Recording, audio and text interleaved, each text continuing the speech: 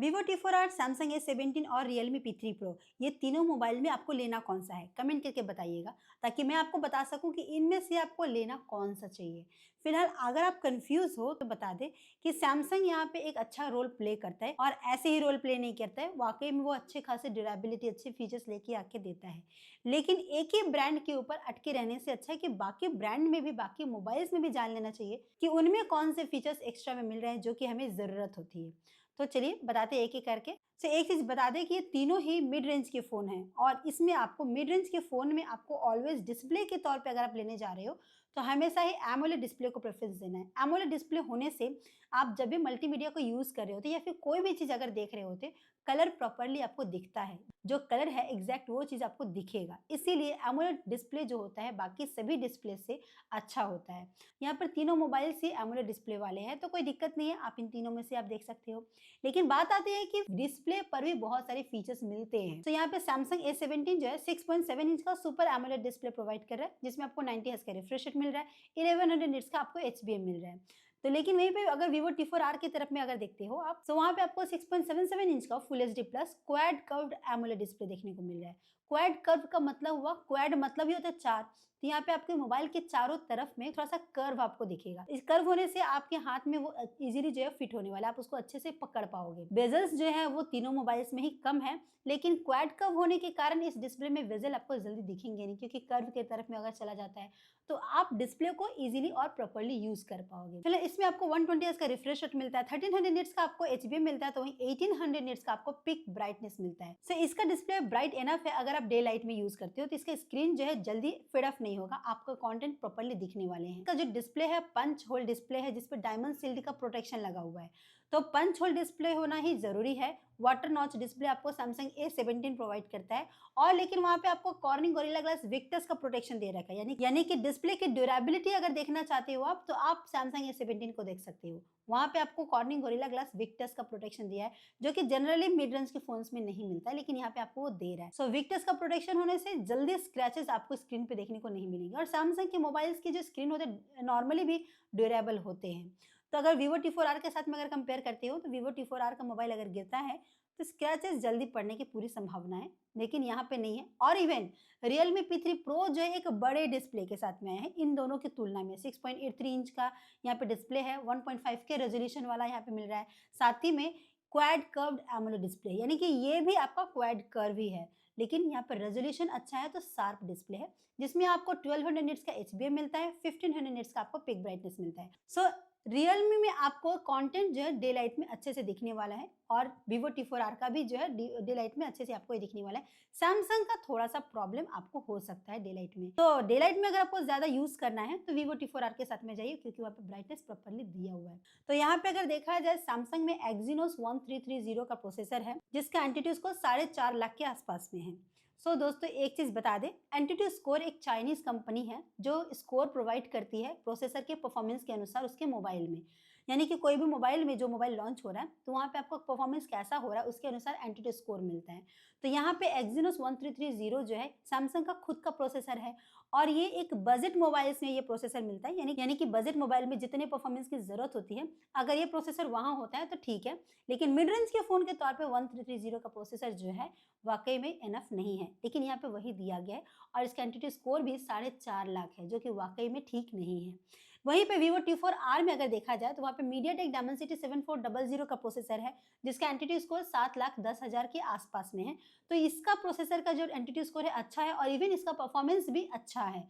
तो आप परफॉर्मेंस अगर देखना चाहते हो Vivo T4R के साथ में आप जा सकते हो। उसी के साथ में Samsung One UI 7 प्रोवाइड करता है। One UI 7 एक अच्छे खासे फीचर्स लेके आता है, जो कि आईफोन्स में जनरली आपको देखने को मिलता है, यानी कि ऐप आइकन को चेंज करना हुआ, विजेट्स हुआ, लॉक स्क्रीन पे आपको जो डायनेमिक 9 बार दिखता है वो है, वो सारी चीजें आपको सैमसंग के मिड रेंज के फोन में इसमें है। तो यहाँ पे आपको One UI 7 का मिलता है, इवन One UI 8 भी आ रहा है, तो ऑब्वियसली वो किस किस डिवाइस को सपोर्ट करता है उसका वीडियो भी इसमें जल्दी लेके आने वाली हूँ, इसीलिए चैनल को सब्सक्राइब करके बेल आइकन को हिट कर लीजिए, जैसे ही वो वीडियो है आपके पास उसका नोटिफिकेशन सबसे पहले पहुंचे और आपको उसके बारे में पता भी चल जाए। तो Vivo T4R में फन टच OS 15 मिलता है, एंड्रॉइड 15 पे बेस होकर आया है, तो ऑब्वियसली वहां का भी OS अच्छा है, लेकिन एक चीज है, ब्लोटवेयर्स आपको देखने को मिलेंगे, सजेशंस भी आएंगे, आप उसे अनइंस्टॉल भी कर सकते हो, इवन डिसेबल भी कर सकते हो। ये दोनों करने के बाद यूआई क्लीन और फास्ट और स्मूथ रन करता है, तो आप इसे इजीली यूज कर पाते हो। Realme P3 Pro में आपको Snapdragon 7S Gen 3 का प्रोसेसर मिलता है, जिसका एंटिटी स्कोर 8,70,000 यानी कि 8.5 लाख के आसपास में है।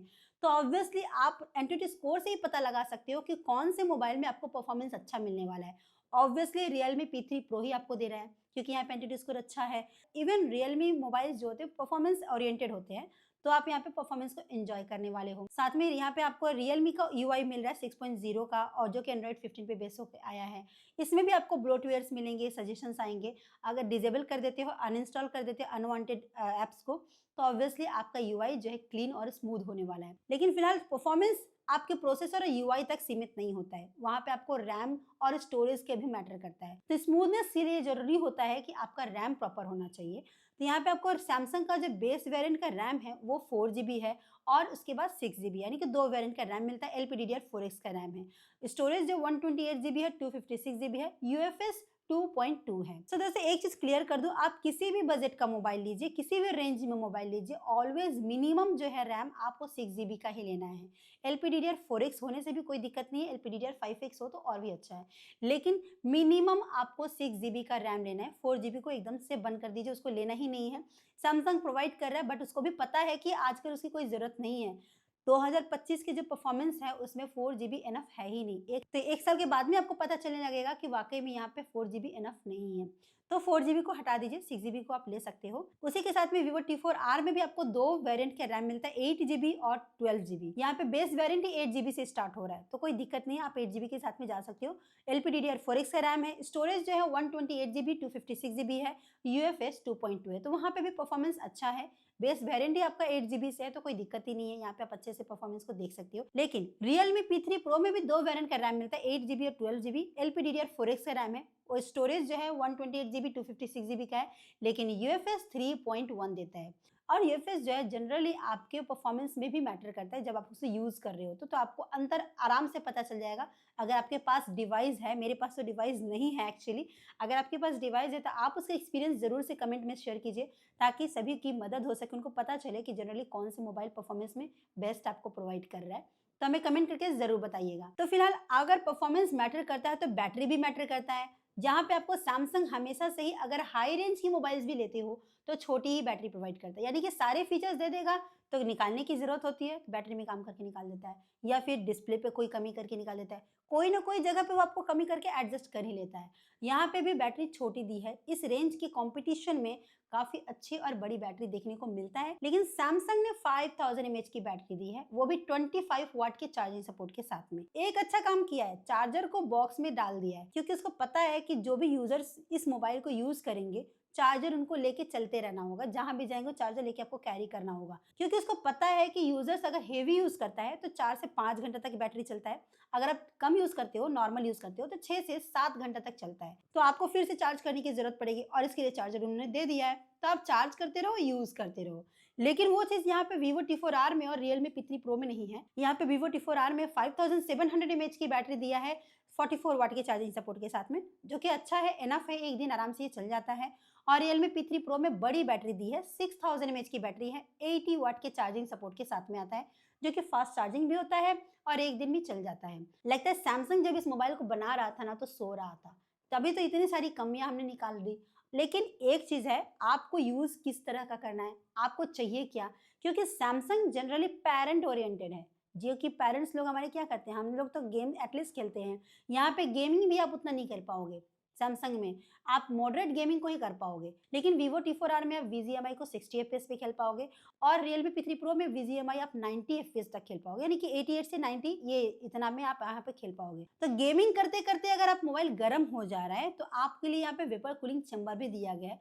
फिलहाल हेवी लोड वाले गेम तो आप सैमसंग में खेल नहीं पाएंगे, तो वहाँ पे चैम्बर भी आपको नहीं मिलता है, लेकिन Vivo में आपको 1300 mm2 का वेपर कूलिंग चैम्बर मिलता है, ताकि आपके मोबाइल जो है वो गर्म ना हो, उसको कंट्रोल करके रखता है। उसी की तरह में Realme P3 Pro में आपको बड़ा करके चैम्बर दिया है, 6 के VC कूलिंग चैम्बर दिया है, जो कि वाकई में ये गेमिंग के तौर पे ही लॉन्च भी हुआ है, तो आप ऑब्वियसली हेवी गेम खेल सकते हो, और गर्म होता है तो ये कूलिंग चैम्बर उसको ठंडा करता है।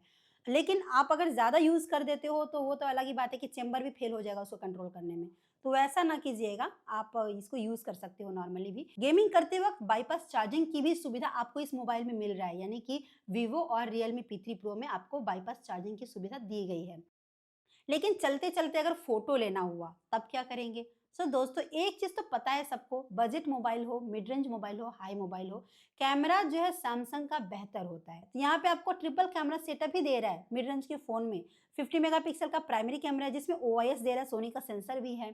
तो ओआईएस होने से मतलब होता है कि आप अगर वीडियो कर रहे हो या फिर फ़ोटो ले रहे हो, चलते-चलते हिल रहा है आपका कैमरा, तो भी आपको ब्लरनेस नहीं दिखेगा, क्लियर फ़ोटोज़ दिखने वाला है। इसीलिए ओआईएस वाले कैमरे की ज़रूरत पड़ती है। तो यहाँ पे आपको सैमसंग 50 मेगापिक्सल का प्राइमरी कैमरा में ओआईएस दे रहा है, तो ऑब्वियसली फ़ोटो अच्छे आने वाले हैं। 5 मेगापिक्सल का अल्ट्रा वाइड एंगल है और 2 मेगापिक्सल का मैक्रो है। तो फिलहाल फ़ोटोज़ के लिए कैमरा को अच्छे से अरेंज करके दिया हुआ है।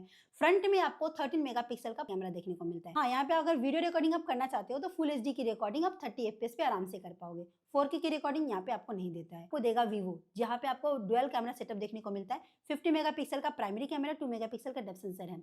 प्राइमरी कैमरा में आपको ओआईएस देखने को मिलता है, सोनी का IMX882 का सेंसर देखने को मिलता है, तो पिक्चर की क्लैरिटी यहाँ पे आपको अच्छे से दी गई है। फ्रंट कैमरा 32 मेगापिक्सल का है, तो वहाँ पे भी आपको पिक्चर की क्लैरिटी अच्छे से मिल जाती है। दूसरी बात, वीडियोग्राफी अगर करना चाहते हो तो 4K की रिकॉर्डिंग आप इसके फ्रंट कैमरा और प्राइमरी कैमरा के साथ में आराम से कर सकते हो 30 एफपीएस पे।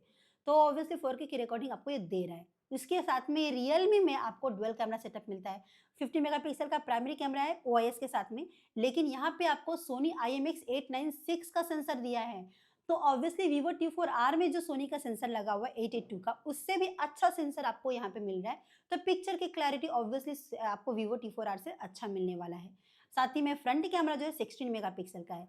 वीडियोग्राफी अगर करना चाहते हैं आप, तो यहाँ पे आपको प्राइमरी कैमरा के साथ में 4K की रिकॉर्डिंग 30 एफपीएस पे कर पाएंगे और फ्रंट कैमरा के साथ में फुल एचडी की रिकॉर्डिंग 30 एफपीएस पे कर पाओगे। रियलमी P3 Pro के जो फोटोज होते हैं वो जनरली आपके एआई को लगा के आता है, यानी कि काफी सॉफ्टनेस देखने को मिलता है, जो कि आप अगर सोशल मीडिया पे डालना चाहते हो आराम से डाल सकते हो। सैमसंग के फोटोज की क्लैरिटी अच्छी आती है इन दोनों ही मोबाइल की तुलना में। तो यहाँ पे अगर देखा जाए पिक्चर की क्लैरिटी को लेके, तो सैमसंग का मोबाइल अच्छा है। उसके बाद आप रियलमी को देख सकते हो और उसके बाद आप वीवो को देख सकते हो। अगर हमारे हाथ से गिर गया तो क्या करेंगे, पानी में अगर गिर गया तो एक चीज है कि सैमसंग उसकी कोई रेस्पॉन्सिबिलिटी नहीं लेता, इसलिए IP54 दे दिया। लेकिन यहाँ पे वीवो T4R और रियलमी P3 Pro में ऐसा नहीं है। यहाँ पे आपको IP68 और 69 दिया है, लेकिन पानी से यानी कि लिक्विड से डैमेज किसी भी प्रोडक्ट का ब्रांड रेस्पॉन्सिबिलिटी नहीं लेता है।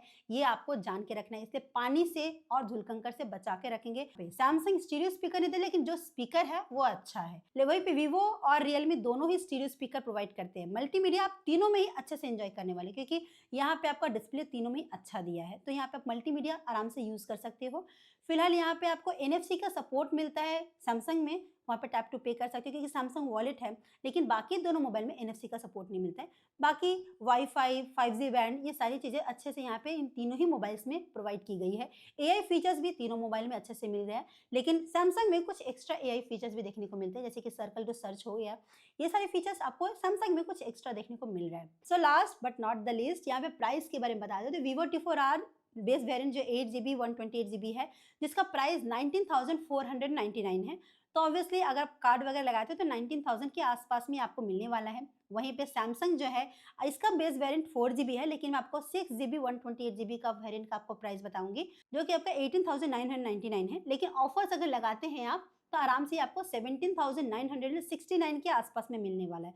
सो वहीं पे रियलमी P3 Pro के 8GB 128GB का प्राइस जो है 17,999 है। तो ऑब्वियसली आपको 17,000 के आसपास में मिल जाएगा, 17,500 या फिर 17,000 ऐसे आपको मिल जाएगा। सो दोस्तों, सजेशन के तौर पे अगर मैं आपको बताऊं, अगर पेरेंट्स को देना चाहते हो आप, जो कि नॉर्मल ही यूज करेंगे, तो सैमसंग S17 को आप दे सकते हो। लेकिन अगर आप यूज करना चाहते हो और आप गेमिंग भी करना चाहते हो, फोटोज भी आप ऑब्वियसली करना चाहेंगे, तो यहाँ पे आप रियलमी P3 Pro के साथ में चले जाइए। वहाँ पे सारी चीजें बैलेंस करके दी गई है और अच्छे से दी गई है। और इन तीनों में से आपको कौन सा पसंद आया, ये हमें कमेंट करके जरूर बताइएगा। फिलहाल चैनल को सब्सक्राइब करके बेल आइकन को जरूर हिट कीजिएगा, अपने दोस्तों परिजनों के पास शेयर कीजिएगा। अगर वो भी प्लान कर रहे हो परचेस करने का, तो इस वीडियो से उनकी मदद हो जाए। मिलते हैं आपसे अगले वीडियो में, तब तक के लिए बाय बाय।